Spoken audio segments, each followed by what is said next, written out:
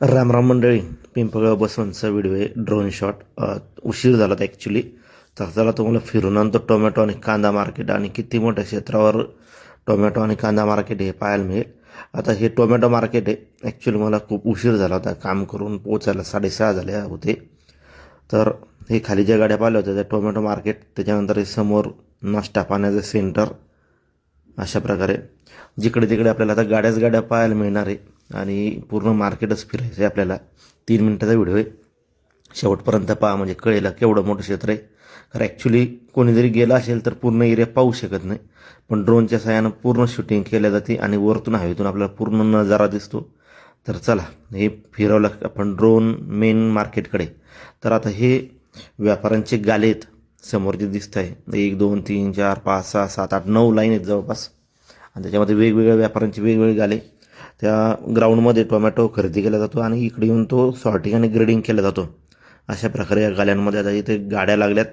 ज्यांचा माल विकला गेला आहे तो माल इथे खाली केला जातो.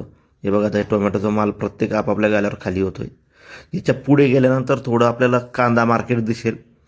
एरिया किती एकर आहे सांगू शकत नाही, पण तुम्हाला अंदाज येत असेल किंवा कोणी पिंपळगाव बसवंतचं असेल तर कृपया कमेंट करून सांगा की किती एकर एरिया आहे हा मार्केटचा. मी आतापर्यंत पाहिलं नव्हतं, पण जेव्हा मी ड्रोन फिरवला तेव्हा कळालं.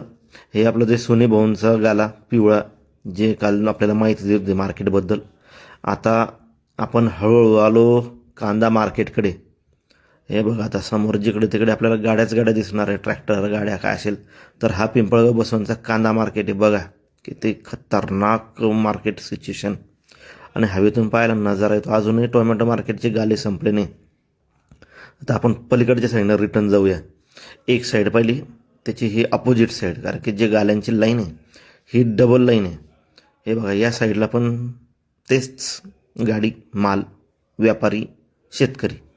खरंच म्हणजे एखाद्या ठिकाणी एवढं मार्केट असणं म्हणजे कमाल आहे. असं मार्केट आमच्या विदर्भात का नाही एवढं मोठं. कधी कधी असं वाटतंय अवघड विदर्भाचं असं जर पाहिलं तर. तर आपण हळूहळू रिटर्न आलो आहे आपल्या मार्केटकडे.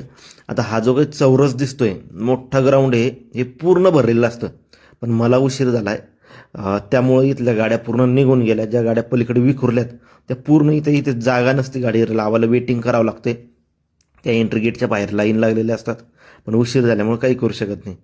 तर मंडळी, व्हिडिओ आवडल्यास लाईक करा, शेअर करा, सबस्क्राईब करा आणि फॉलो करा. कालचे दर होते जवळपास 200-250 ते 2.5